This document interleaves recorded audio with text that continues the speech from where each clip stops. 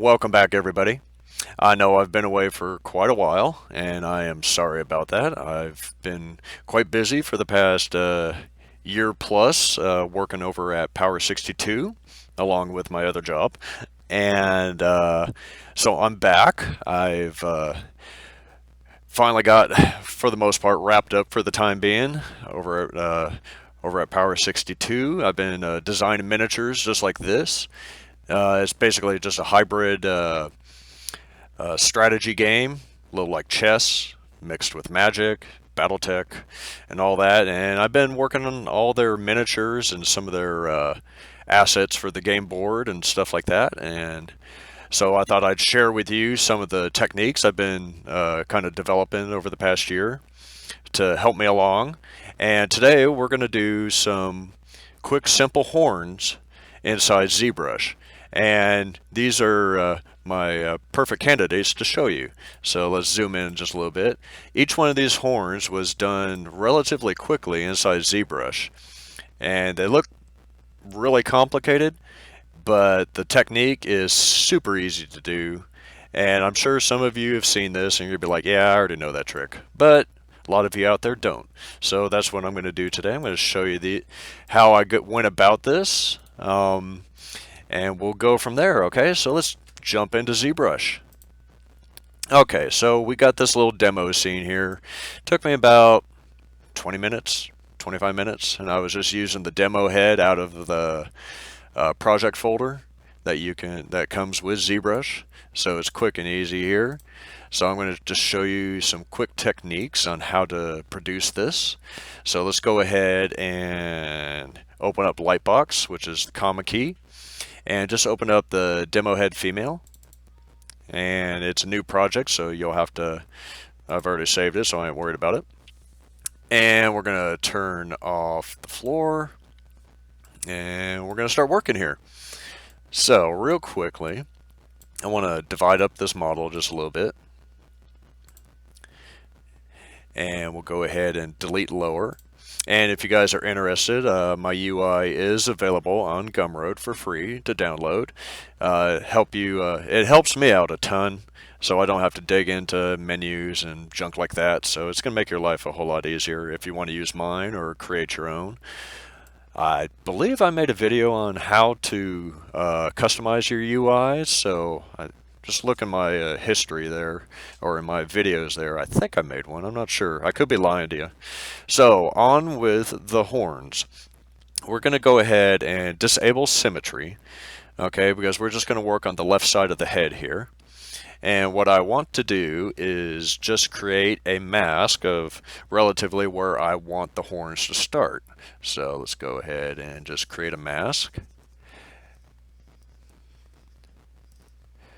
Just kind of a U shape here, maybe kind of cap that off like so. It doesn't have to be precise. Go under your subtool, go down to extract, and we're gonna just set the smooth to like 25 and the thickness 0.1, and we're doing extract, and it gives you a preview here. If you're happy with how big that is, then go ahead and click accept, and it goes ahead and it made a extract for you. Only thing to remember is to clear the mask when you're done, and even back on the female head, clear that mask too. It'd be a nice little feature if they just auto cleared, but you know, that's just what we're gonna have to deal with. So, alright, so now we got just like a basic little shape here. We're going to go ahead and I'm going to turn on polyfill here so I can see this, because I want to take the top of this here. I'm going to use our gizmo, and if you hit control, and you notice how there's two different poly groups here, hit control and tap about the center of that. And let's solo it, and as you can see, it's masked out that top portion there. Now you don't have to have the polyfill on, I just wanted to showcase that it was there. So we're going to go ahead and just scale that down, and then clear the mask, go back to draw, and we're just going to turn off polyfill. We don't need that right now. We're going to go ahead and go under geometry, You don't really have to. Nah. I was thinking about Dynameshing this, but maybe later. So we're going to go ahead and just do a clay buildup. We're just going to, we're going to go ahead and Dynamesh this bad boy. There's no resolution on the side there, so just bump it up to about 512 because we're going to Z-remesh everything back down when we're done. So we're just going to add just a few more areas of interest here. And see, this is the biggest thing. Make sure you're adding some sort of cool details around this one particular part, because this little segment is going to come out and it's going to create our horns. So definitely make a little bit of some sort of patterning that it can jump off from, you know what I mean? So I'm going to solo this so I can kind of see the underside, and it looks like we pulled out just a little because we don't have back face masking on, so it pulled some of that geo out. So we're going to go ahead and we're going to go ahead and just Dynamesh that again, clean that up.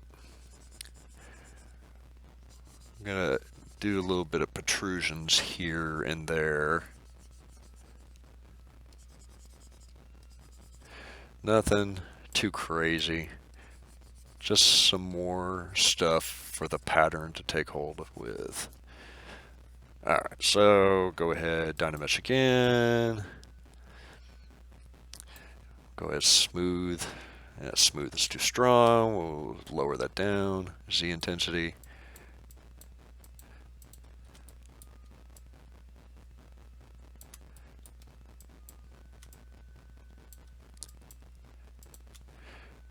Yeah, let's see, we've still got our move here. I'll probably stretch them out just a little bit. Do a little more smoothing. Alright, so we can go ahead and turn Dynamesh off, Z-remesh, and go ahead and just keep it at default. And it did pretty good. Let's go ahead and just half it. There we go. Because we don't need an insane amount of polygons when we do this trick. We actually want to keep it kind of low. So you can either take a decimated model, it don't matter.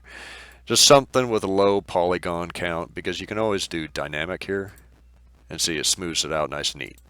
So, alright, so let's go ahead and bring up our gizmo again. And we'll kind of zoom out just a little bit, kind of figure out how long we want these horns to be. If you hold down Control and pull out, while holding Control, keep Control held, and kind of get to a point where you think that's about a good offset, and then let go of Control. There we go. Now we got our established horn here. So now, while the gizmo is still on, after we clear our mask there, go ahead and click on the little gear, and we'll go up to Bend Curve. And as you can see, it's going down the wrong axis. So all you have to do is just change this large green cone here to when it goes to red, and that'll take us in the right direction there. I'm going to lower the resolution to just 2 points for the moment. Click on that outer point there. We're going to do our overall scale and shrink it down. Alright. Now we can add more points back to it by changing the resolution. We'll start with 2. Or actually it's 7. It's counterintuitive. It actually goes in reverse. So now we can start getting our general shape. And when you're doing this, be sure you're looking at it from all angles.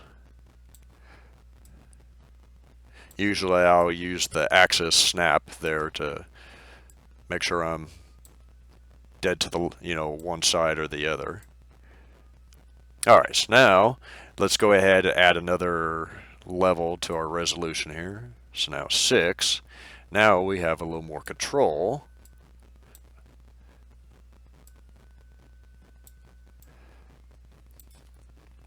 And like I said, Be sure you're looking at it from all angles.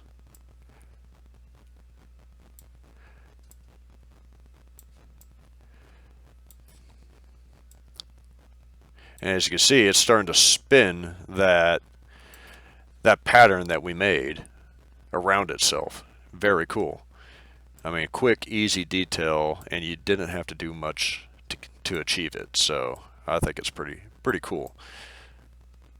So making it kind of like a ram horn, I can't say that it actually is. Always use reference. So if you can get a picture of a ram or something that has these type of horns, that's going to help you out tremendously. So let's go ahead and give it a little more resolution, some more points. It's better to work this way and then starting off with a bunch of points and then trying to put everything into position. So just take it in steps. So now let's try to get this to embed in the head just a little bit more.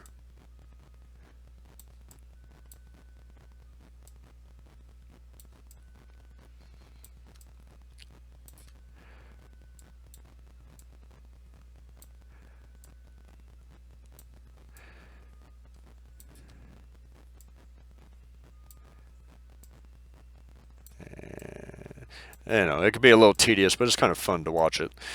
So now, other controls that you have in here. So we messed with the scale, and we can always adjust that on the fly. And there's a squeeze one, which I never really use. But there's this orange one, twist, that you can add more twist or kind of straighten it out just a little bit. So you got plenty of control over this whole horn. And there we go. Okay, so like this one, I may scale him up just a little bit. And scale you up just a little bit. There we go. It's not bad. I think we're going to stick with that. Go ahead to your gear icon and click Accept. And here is your basic horn. And if you need another one, or you need the other side, just mirror and weld. Always work in symmetry when you get started with things. It's so much easier, and your life will be so much easier, trust me. So we can, now that these are all individual pieces, we can actually use Move Topology. We're going to turn symmetry back on by hitting X. And now we can do a little fine tune in here, like getting the horns just right. And as you can see, the very interesting pattern that was created, especially because we put those little bulges on the bottom of that, it really added a lot to it. So I mean, basically it's the pattern you start with. The cooler the pattern you start with, the overall coolness of the horn is going to be awesome. So now let's go ahead, go back up to the head here. We're going to add a little bit of love to that, kind of blend things together here. And I activated symmetry again, and let's go ahead and just use our standard for the time being. And now we'll just add, yeah, I need a little bigger size here.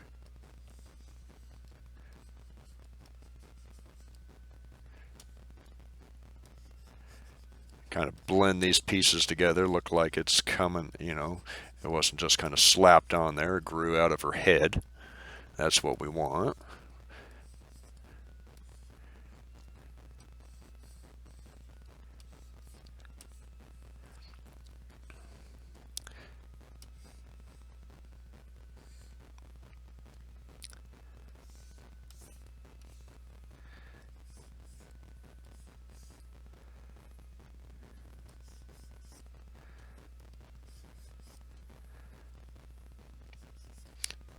Nothing too crazy, just kind of blend things together there. And we'll go back to the horns here. And if you just hit dynamic, boom, there you go. You got some nice, beautiful, clean horns there. The only thing I may do is just come up here and just smooth out that tip just a little bit. Let me turn off dynamic. It's not responding too quickly. There we go. And just smooth out that portion there and click dynamic. There we go. Now you got yourself some awesome little horns coming out of the side of her head. So let's do one more quick extract. And we're going to do it with symmetry on, just so I can get it dead center. And lower my draw size here. Show you another little trick here. We're not going to build a whole horn. We're just going to, we're going to do a separate tool here, but alright, so let's go back to our extract, turn her on her side there, and still kept the same settings from last time. Extract, boom, okay, and gotta accept it, clear the mask, we're gonna zoom in, turn on polyfill, and control and click while you have the move active, and we can go ahead and hit Alt. Ooh. What's going on there? Okay, good. Let me turn off that. Let me turn off symmetry for a second. And now we can go ahead and scale him down. We're just making a very simplex horn. Okay. Turn off polyfill, geometry, dynamesh. Let's just do the same one from last time. Dynamesh, boom. Okay, we're just going to do a quick clay buildup on this one super fast. We're not going to make real fancy horns like we did a second ago, but I want to show you another little trick that I like to do to kind of get something to go across the surface there. Let's go ahead and we'll do snake hook.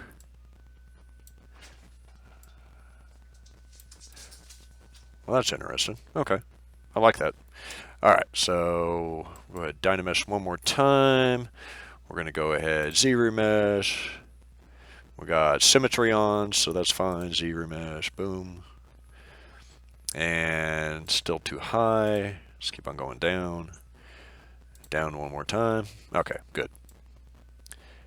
I always like to keep the horns and everything separate from the main model. It makes life so much easier, especially when you're trying to retopologize with Z-remesher, and it's just life's easier, trust me. So now let's take our horn here. We kind of want to make sure we're lined up here. Use Alt to kind of find the center of it there. We're going to turn off symmetry, and we're going to go ahead and do our trick again by holding Control, and then find a good distance, and then let go of Control, and then just make your pattern there. I should have zoomed out a little bit, but that's all right. Let me Control Z. I'm out a little bit further now, because I want this to go all the way back to right below her skull. Okay, cool. So now we've got that. Clear your mask. Go to bin curve. And we're not set up on the right axis, so go ahead and change. Guess we changed directions there. Okay. Need to lower the resolution.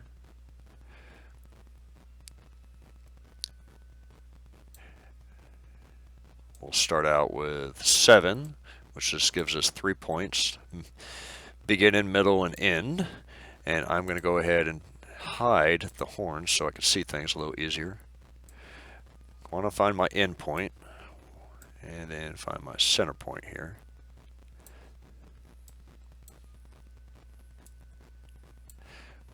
Turn on transparency, and if we, let me zoom out so I can see my controls here. Add some points, just like we did before, just slowly but surely add points, and then fix your form. And I think we might be just fine right there. And then accept, boom, right, turn off transparency, turn our horns back on. Let's go back to the head real quick. We'll do our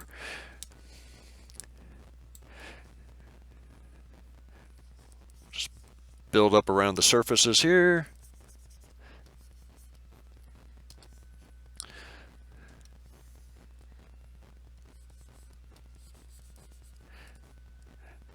I know I should take more time, and I will, I promise. But for the sake of the tutorial, I'm not going to bore you with fine detail, because that's not the purpose of this. This is just quick, easy horns using that bend curve, which is just heaven.